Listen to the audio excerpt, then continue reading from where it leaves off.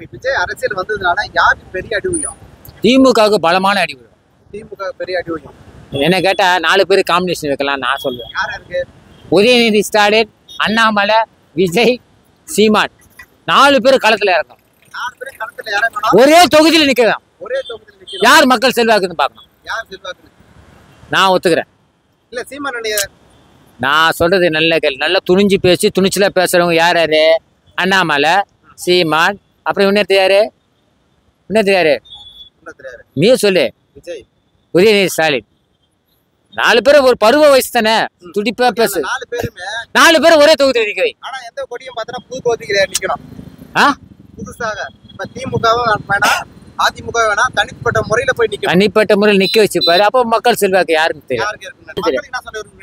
மக்களுக்கு என்ன சொல்லணும்? விலைவாசி இலவசம் கொடுத்துருங்க, கல்வி தரத்தை உயர்த்துங்க, மெடிக்கல் இது பண்ணுங்க, ஓகேவா? அதெல்லாம் வேணாம். அதுக்கு இபில கம்மி பண்ணலாம், பால் விலை எல்லாத்தையும் கம்மி, ரேஷன்லாம் ஒரு தரமான பாமாயிலாம் போட்டுருந்தாங்க ஒரு காலத்தில், அதெல்லாம் கொடுக்க ஆரம்பிக்கலாம், ஓகேங்களா? அவ்வளோதான், வேற எதுவும் தேவையில்லை. இல்லை ஓட்டு யாருக்கு ஓட்டு போடணும்னு சொல்ல வரீங்க?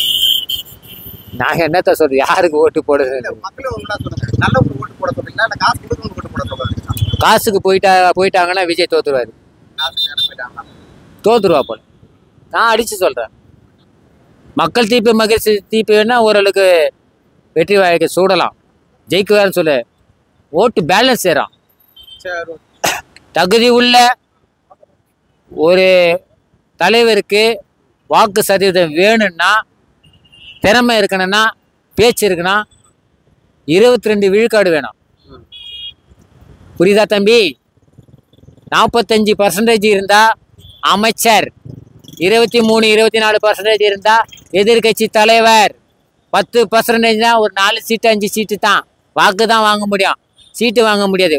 10% நான் சொல்ல வரேன். 15 விழுக்காடு கத்தின்னு தான் இருக்கணும், ஓட்டு வரும். நான் சொல்றது புரியா? கத்தின்னு தான் இருக்கணும், ஓட்டு வர்றோம். 23% உள்ள ஓடிடுவேன். எங்க விட உள்ள ஜெயிலுக்கு இல்லப்பா. இது விஜயகாந்த் வாங்கினாரு, இது விஜயகாந்த் வாக்கு சதவீதம் வாங்கினாரு. நான் அதை வச்சுதான் பேச வரேன். இந்த சதவீதம் மட்டும் அவர் ரொம்ப 60% போத்தவல.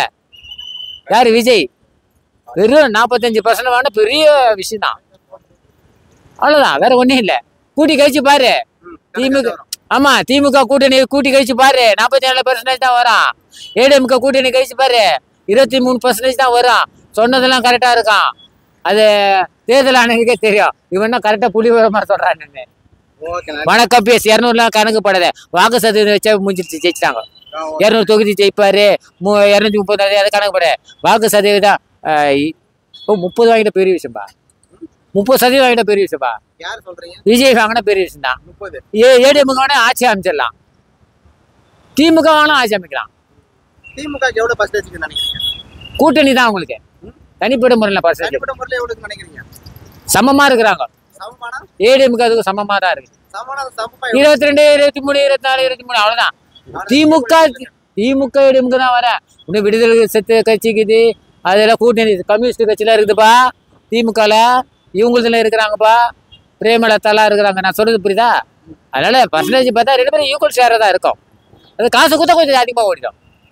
இது ஏன் அனுபவத்தில் சொல்றேன்னா, டிடி தினகரன் குக்கருக்கு அந்த நிலைமை வந்தது ஆர்கே தொகுதியில. வணக்கம் PS, நான் சொல்றது உண்மையா இருக்குன்னு நினைக்கிறேன்.